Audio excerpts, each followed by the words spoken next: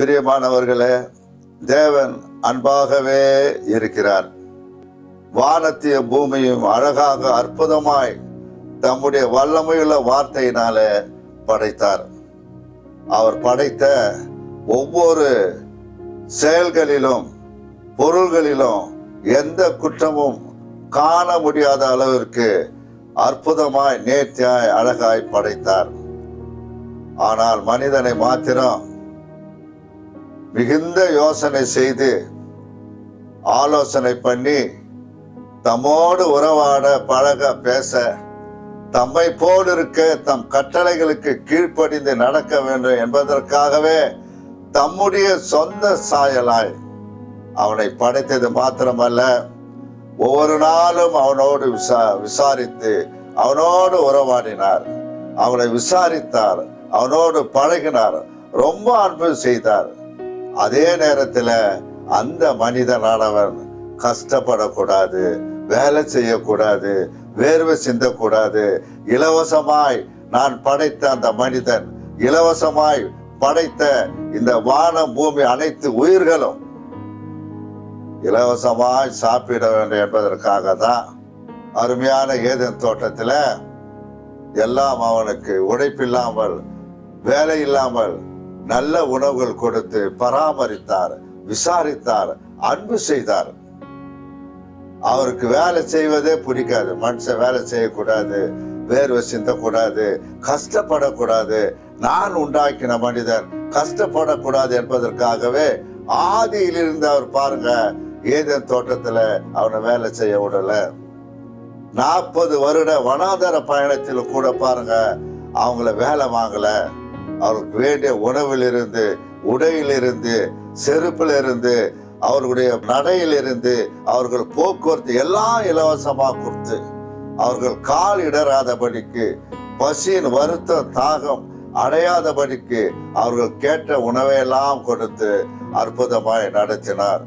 அருமையானவர்களே, இந்த நாளிலே நாம் இருக்கக்கூடிய நமக்கும் கூட நித்திய வாழ்விலே, பரலோக வாழ்க்கையில நாம் கூட அப்படி உணவு தேடாமல் எல்லாம் இலவசமாய் சுகபோகமான ஒரு நல்ல ஒரு மகிழ்ச்சியான பிதாவின் மடியிலே வாழ்ந்து கொள்ளக்கூடிய ஒரு வாழ்க்கை நமக்கு தருவதற்கு சித்தமா இருக்கிறார். இந்த ஆதாமானவன் இந்த தேவனுக்கு முன்பாக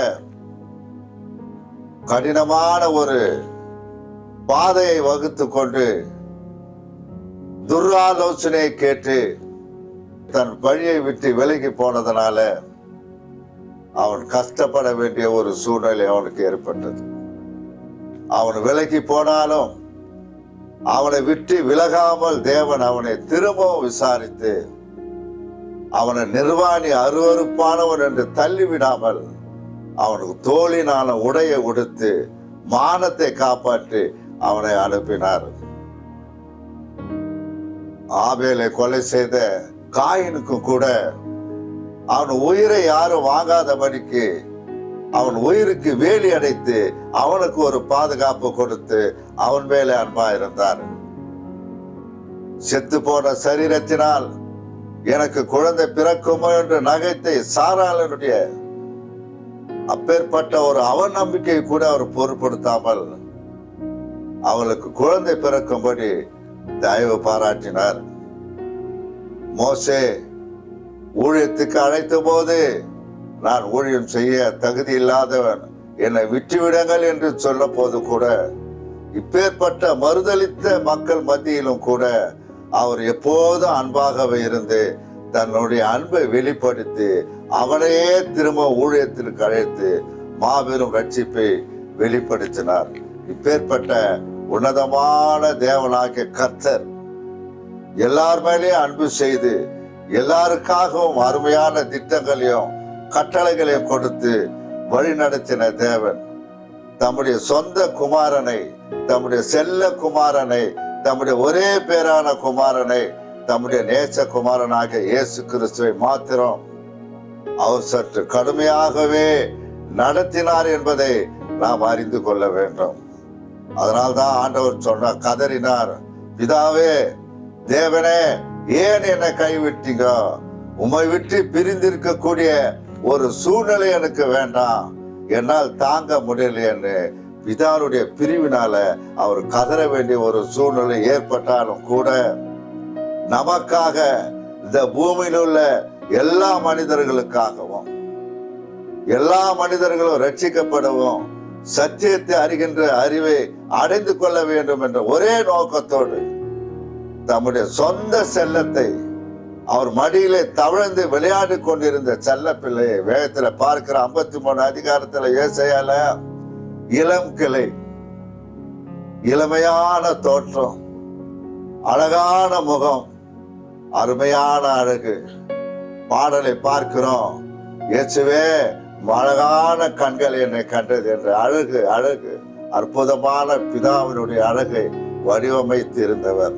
அப்பேற்பட்ட அவருடைய முகம் காணக்கூடாதபடி நம்முடைய முகங்களை திருப்பி கொள்ளக்கூடிய அளவிற்கு அவரை கொடுமையாக தாக்கி, அவரை துப்பி, அவர் முள்முடியை சூட்டி அவரை கொள்ளை செய்யும் அளவுக்கு நமக்காக தம் சொந்த குமாரனை நமக்காக கொடுத்து முழுவதுமாய் தம்முடைய அன்பை நமக்காகவே தேவன் வெளிப்படுத்தினார். அப்பேற்பட்ட ஆண்டவராகிய இயேசு கிறிஸ்து தன்னுடைய பிறப்பிலே 33 ஆண்டுகள் வாழ்ந்தாலும், 3.5 வருடங்கள் ஊழியம் செய்தாலும், அவர் பிறந்த நாட்கள் முதல் மரிக்கும் வரையில அவமானத்தோடும் துக்கத்துகளை சுமந்து கொண்டு வேதனையோடு வாழ்ந்தார். இரவெல்லாம் மலையில ஜெபித்தார், பகலெல்லாம் சுற்றி திரிந்து ஊழியம் செய்தார் என்று பார்க்கிறோம்.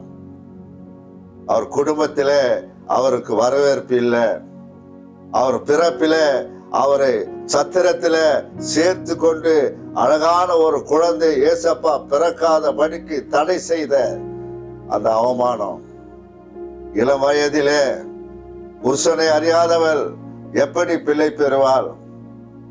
இவள் அவமானத்துக்குரியவள், பிறக்கக்கூடிய குழந்தை அவமானத்துக்குரியது என்று சத்திரத்திலிருந்து தள்ளிவிட்டார்கள். ஒரு மாடு உலாவுகிற, சாணமிடுகிற, நாற்றமிடுகிற அப்பேற்பட்ட அவர் பிறப்பு பாருங்க, ரொம்ப துக்ககரமான ஒரு பிறப்பு. யாரோ மகிழ்ச்சியோடு வந்து முத்தம் செய்து அவரை தூக்கி எடுக்கக்கூடிய, அணைத்து கொள்ளக்கூடிய ஒரு சூழ்நிலை ஏற்படாத அவருடைய பிறப்பு. அவர் வாழ்ந்த நாட்கள் எல்லாம் தம்முடைய உறவுகள், உடன் பிறந்தவர்கள், ஊரார்கள் அவரை வரவேற்கவில்லை. உடன் பிறந்த சொன்னாங்க, நீ எங்க இங்கே சுத்திட்டு இருக்கிற, எங்கேயாவது வெளியே போய் உன்னுடைய ஊழியங்களை செய்ய, எதுக்கு வீணா இருக்கிறன்னு சொல்லிட்டு அவமானப்படுத்தினாங்க. யூதேயா பட்டணத்தில அந்த பகுதியில அவர் ஏறக்குறைய 3.5 வருடம் சுற்றி சுற்றி கலிலேயா கடற்கரை ஓரம், யோர்தான் ஓரம், பெத்தனியா ஓரம், எரிகோ பட்டணம், இப்படி அந்த ஒரு குறுகிய வட்டத்தில அவர் ஊழியம் செய்தார். அப்ப குறுகிய வட்டத்தில ஊழியம் செய்தும் கூட அவருடைய மரணத்தில யாரும் கிட்ட வரல. அவரை நிந்தித்தார்கள். அவரால் அநேகம் சுகம் பெற்றார்கள், அநேகர் உயிர் தேர்ந்தார்கள். அவர் செய்த அற்புதங்களை, அவர் செய்த அதிசயங்களை சொல்ல போனால் உலகம் கொள்ளாது என்று வேதத்தில் அவ்வளவோ நன்மைகள் அந்த ஒரு குறிப்பிட்ட பகுதியிலே செய்தும் கூட அவர் அடிக்கப்படும் போது, காரி துப்பப்படும் போது, வேதனையால் துவண்டு பரிதபிக்கும் போது யாருமே கிட்ட வரல. எல்லாரும் விலகி நின்றார்கள், எல்லாரும் விலகி நின்றார்கள். அவர்களுடைய அந்த சிலுவையை சுமந்து கொண்டு மலை மேல ஏறி சிலுவையில் அறைப்படை வேண்டும், அதுதான் ரோமர்களுடைய ஒரு சட்டம். ஆனால் இவருடைய மாம்சத்தின் பலவீனம், இரவெல்லாம் அடி வாங்கி உடம்பெல்லாம் ரத்தம் சிந்தி நொறுக்கப்பட்ட அந்த உடம்பினால இந்த மலை மேல ஏறி அந்த சிலுவை வரைக்கும், அந்த மலை வரைக்கும், மரணத்தின் வரைக்கும் இவரால் தூக்கின்னு போக முடியாது அந்த சிலுவைய. அதனால அந்த போர் சேவர்கள் கூட பயந்து போகும்போதே பாதியில ஏதாவது ஆயிடம் போல சொல்லிட்டு வழியில போகக்கூடிய சீமோன் என்ற ஒரு மனிதனை கூப்பிடுறாங்க. அந்த மனிதன் கூட இயேசு எவ்வளவு நல்லவர், எவ்வளவு நன்மை உணர்ந்து அந்த பகுதியில் இருந்த மனிதன் தான் அவன் கூட வரல. அவனை பலவந்தப்படுத்துறாங்க. டேய் அவனை அதட்டி அவனை துன்புறுத்தி ஒரு பிரியமில்லாமல் அவனை என்ன செய்திருக்கிறான், அந்த சிலுவை கூட சுமக்கக்கூடிய ஒரு பாக்கியம். அந்த கடைசி நேரத்துல உறவுகளோ சுகம் பெற்றவர்களோ ரட்சிக்கப்பட்டவர்களோ யாருமே கிட்ட வரல. அவர் சுற்றி சுற்றி பார்த்தார், 2 பேர் தான் அந்த நேரத்துல அவருக்காக பரிந்து பேசினார். அந்த பரிந்து பேசியவர்கள் கூட ஒருத்தர் ரோமனுடைய அதிகாரி, அவன் யூதன் அல்ல. பரிந்து பேசி இன்னொருவன் கூட ஒரு கொலைக்கார அக்கிரமக்காரன், சாட்சி இல்லாதவர்கள், அவர்கள் பரிந்து பேசினார். சுகம் பெற்றவர்களோ அதான் சொன்னாரு, சொந்தமானதிலே வந்தார், சொந்தமானவர்கள் வரை ஏற்றுக்கொள்ளவில்லை. சுகம் பெற்றவர்கள் சொல்லல. அந்த பிலாத்து சொல்றான், இவர் என்னப்பா பாவம் செய்தாரு, ஒரு குற்றமும் செய்யலையே, ஏமா இவரை சிலுவையில் அடைகிறேன்னு சொல்லிட்டு அவன் ரெக்கமெண்ட் பண்ணான். எப்படியாவது இயேசுவை விடுதலை பண்ணிடலாம், அவர் முகத்தை பார்த்தா பரிதாபமா இருக்குது. அந்த கல்லன் என்ன செய்தான், ஐயோ ஒரு பாவமும் செய்யலையே, உங்களை போய் இந்த மாதிரி கொடுமையா சாவகடிக்கிறாங்களே, அப்பா நீங்க பரலோகத்துக்கு போவீங்க, நித்திய பிதா நீங்க, நித்திய வாழ்வு கொடுக்கிறவங்க நீங்க பரலோகத்தில் இருக்கும்போது என்னைய நினைத்து கொள்ளுங்க. பாருங்க, அந்த 2 பேர் பாருங்க, தேவனை அறியாதவங்க, வேதம் அறியாதவங்க, நியாய பிரமாணத்தை ஒண்ணுமே தெரியாதவங்க, அவர்கள் முன்னிருந்தார்கள். இன்னொன்னு பார்க்க போனா, இயேசு கிறிஸ்துடைய அந்த 3 பேர் சிலுவையில் அறையப்பட்ட போது, அவருங்க சிலுவையில் அறைஞ்சு இறந்த பிறகு அவருடைய உறவினர்கள் பாடி எடுத்துட்டு போயிட்டாங்க. இயேசு கிறிஸ்துடைய பாடி எடுக்க யாருமே வரல. போகுது எல்லாம் கொஞ்சம் கொஞ்சமா வேலைக்கு போயிட்டே இருக்கிறாங்க. டைம் ஆகி போச்சு, எல்லாம் வேலைக்கு போயிட்டு இருக்கிறாங்க. அனாதை போன மாதிரி இயேசு கிறிஸ்துனுடைய அந்த பாடி இருக்குது. நம்ம ஊர் பழக்கத்துல பாத்தீங்கன்னா, யாருன்னா இறந்துட்டா அவங்க உறவு முறையில சொந்தமானவர்கள் ஒரு பிச்சை எடுக்கிறவனா இருந்தா கூட கௌரவத்துக்காக சாவை நான் தான் எடுப்பேன்னு சொல்லிட்டு கௌரவமா அந்த சாவை நல்லடக்கம் பண்ணுவாங்க. அதான் நம்ம தமிழ் பாரம்பரியம். உலகத்திலே பொதுவா அப்படித்தான். அட்லீஸ்ட் அனாதையோட இறந்து போயிட்டா கூட 4 பேர் போறவங்க கூட இறக்கப்பட்டு அது முறையாது என்ன பண்ணணுமோ பண்ணுவாங்க. இயேசுக்கு யாருமே வரல. அந்த சீமோன் என்ற அந்த ஒரு தூரத்தில் இருந்த அந்நியன், அவன் ஒரு அந்நியன். அவன் என்ன பண்றான் பார்த்துட்டு, ஐயோ இவ்வளவு நன்மை செய்தார, 3.5 வருஷம் தூங்காம எந்த விதமான எதிர்பார்க்காம இவ்வளவு தியாகமா இருந்த ஒரு நல்ல மனிதனை சாவு எடுக்க கூட யாரும் வரலைன்னு சொல்லிட்டு அந்த சீமோன் என்ன செய்தாரு, பிலாத்து கேட்டுப்பா, நானாவது அடக்கம் பண்றேங்க, கொடுங்க பாட்டி. அவர் எடுத்துன்னு போயிட்டு நல்ல அடக்கம். அந்த கலரை கூட பாருங்க, அதுவும் இரவலா, எல்லாமே இரவலா கட்சிது. சொந்தமானது யாருமே அவருக்காக சப்போர்ட் பண்ணி இதோ நான் இருக்கிறேன் ஆண்டவர் சொன்னாரு. பிதா ஊழியத்துக்கு அழைக்கிறாரு. ஏசப்பா சொன்னாரு, அப்பா நான் வரேன், புத்தக சுருள்ல என்னுடைய பெயர் இருக்குதுப்பா, உன் வேலையை செய்ய நான் வரேன்னு சொல்லிட்டு பிதாவுக்கு அவர் உண்மையா போனார்.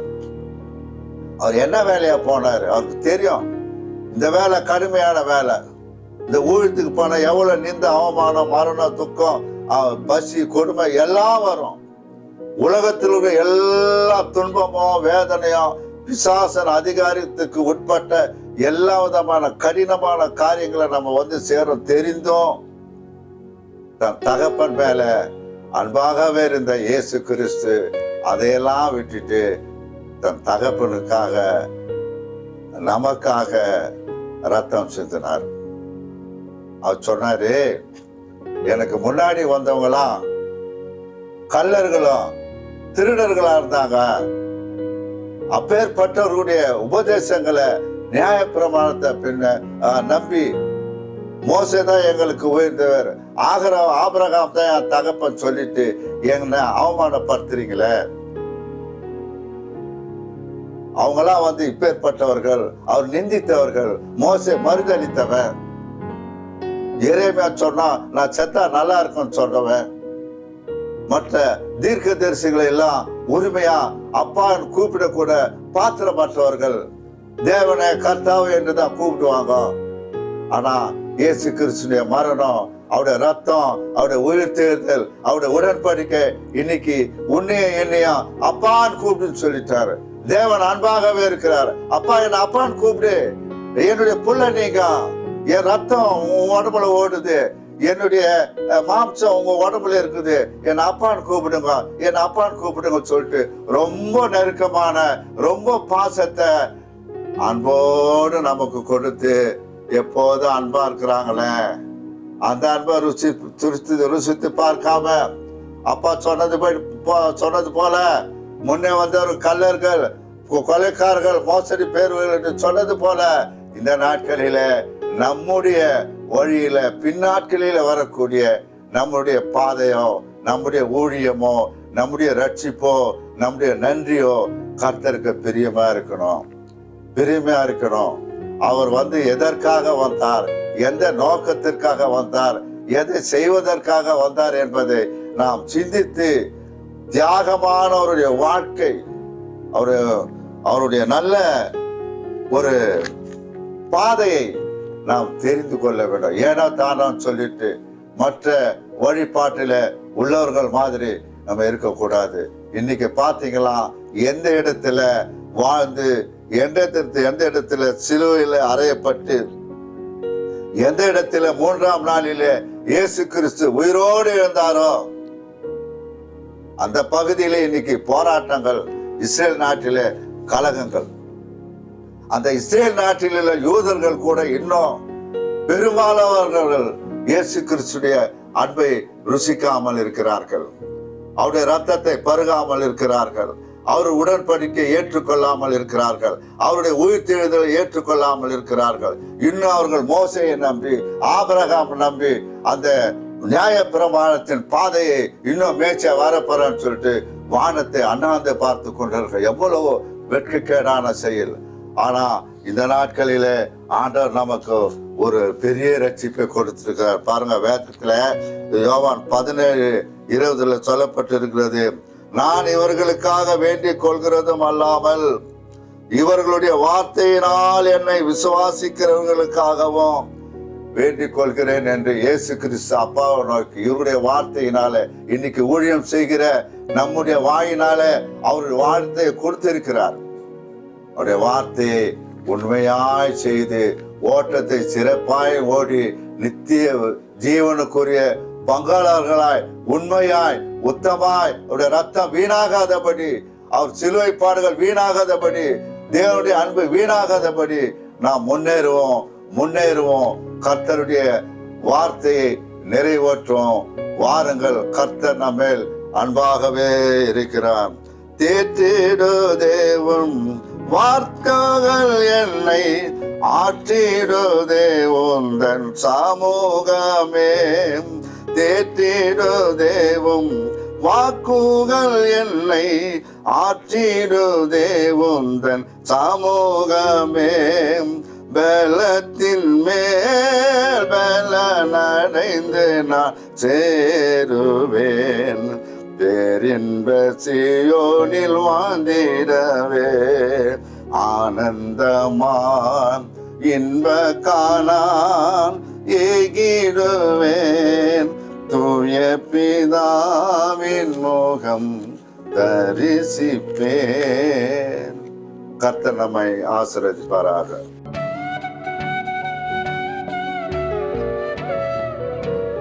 Thanks for watching our video. For contact 9941601995. நீங்கள் எங்களை தொடர்பு கொள்ள வேண்டிய தொலைபேசி எண் 9941691995. நன்றி.